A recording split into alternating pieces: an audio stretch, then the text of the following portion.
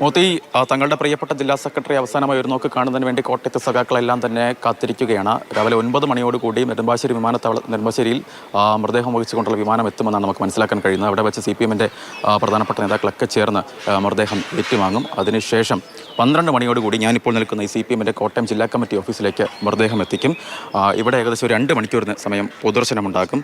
മുഖ്യമന്ത്രി ഉൾപ്പെടെയുള്ളവർ ഇവിടെ അവസാനമായി റസലിനെ കാണുന്നതിന് വേണ്ടി എത്തുമെന്നാണ് നമുക്ക് മനസ്സിലാക്കാൻ കഴിയുന്നത്. ഇപ്പോൾ നമുക്ക് ദൃശ്യങ്ങൾ കാണാം. ഈ പന്തലിൻ്റെ ഉൾപ്പെടെയുള്ള ക്രമീകരണങ്ങളൊക്കെ തന്നെ പുരോഗമിക്കുകയാണ്. 2 മണിക്കൂർ ഇവിടുത്തെ പൊതുദർശനം കഴിഞ്ഞതിന് ശേഷം AV റസലിനെ റസലാക്കിയ നേതാവാക്കിയ ചങ്ങനാശ്ശേരിക്കാരുടെ ഇടയിലേക്ക് ഈ മൃതദേഹം കൊണ്ടുപോകും. ചങ്ങനാശ്ശേരി ഏരിയ കമ്മിറ്റി ഓഫീസിൽ ഏകദേശം 2.5 മണിക്കൂർ പൊതുദർശനമുണ്ടാകും. ഉച്ചയ്ക്ക് 2:30 മുതൽ 5 മണി വരെ ആയിരിക്കും ചങ്ങനാശ്ശേരി ഏരിയ കമ്മിറ്റി ഓഫീസിൽ പൊതുദർശനമുണ്ടാകുക. അതിനുശേഷം റസലിൻ്റെ വീടായ ചങ്ങനാശ്ശേരി തെങ്ങണയിലേക്ക് മൃതദേഹം കൊണ്ടുപോകും. നാളെ ഉച്ചയ്ക്ക് 12 മണിക്കാണ് സംസ്കാരമൊക്കെ തന്നെ ക്രമീകരിച്ചിരിക്കുന്നത്. എന്തായാലും ഈ നാടും അതുപോലെ തന്നെ സഖാക്കളൊക്കെ തന്നെ അവസാനമായി തങ്ങളുടെ പ്രിയപ്പെട്ട നേതാവിനെ ഒരു നോക്ക് കാണുന്നതിന് വേണ്ടി കാത്തിരിക്കുകയാണെന്ന് തന്നെ പറയേണ്ടി വരും. കാരണം അവരുടെ ഏറ്റവും പ്രിയപ്പെട്ട നേതാവായിരുന്നു, ജില്ലയിലെ പാർട്ടിയുടെ മുഖമായിരുന്നു. അത്തരത്തിൽ വളരെ പെട്ടെന്നൊരു മരണമായിരുന്നു AV റസലിൻ്റെ. പാർട്ടിയുമായി ഏറെക്കാലത്തെ ബന്ധവും വളരെ വ്യക്തമായി പാർട്ടിയിൽ ശക്തമായി പ്രവർത്തിച്ച ഒരു നേതാവ് എന്ന നിലയിലൊക്കെ വളരെ ജനകീയനുമായിരുന്നു എന്നത് മറ്റൊരു പ്രത്യേകതയല്ലേ? തീർച്ചയായും മൂത്തി, കാരണം വിദ്യാർത്ഥി യുവജന പ്രസ്ഥാനങ്ങളിലൊക്കെ അതിൻ്റെ ഭാഗമായാണ് AV റസൽ വളർന്നു വരുന്നത്.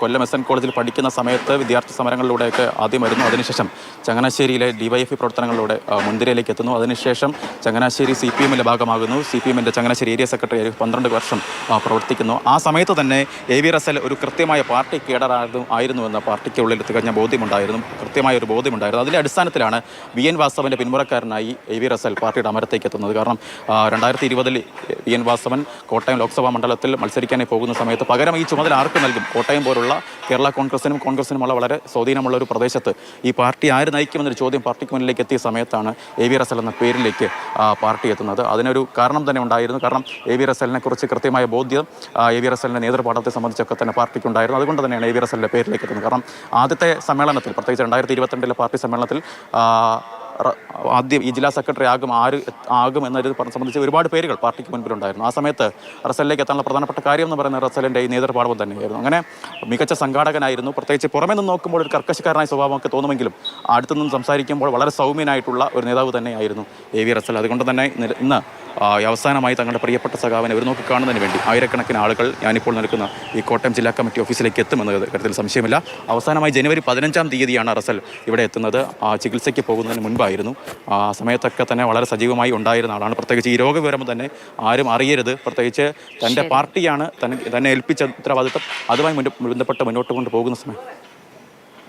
ശരി ഷിനോജ്, വളരെ സങ്കടകരമായൊരു കാര്യമാണ്. പാർട്ടി ജില്ലാ സെക്രട്ടറി ആയിരുന്നു. അസുഖത്തെ തുടർന്നാണ് മരണം സംഭവിച്ചത്. സജീവമായി വർഷങ്ങളായി പാർട്ടിയിൽ തുടരുന്ന ആളാണ്. പുറമേ ഈ പറഞ്ഞതുപോലെ തന്നെ ഒരു കർക്കശക്കാരനാണ് എങ്കിൽ പോലും ശക്തമായ നിലപാടുകൾ സൂക്ഷിക്കുന്നു.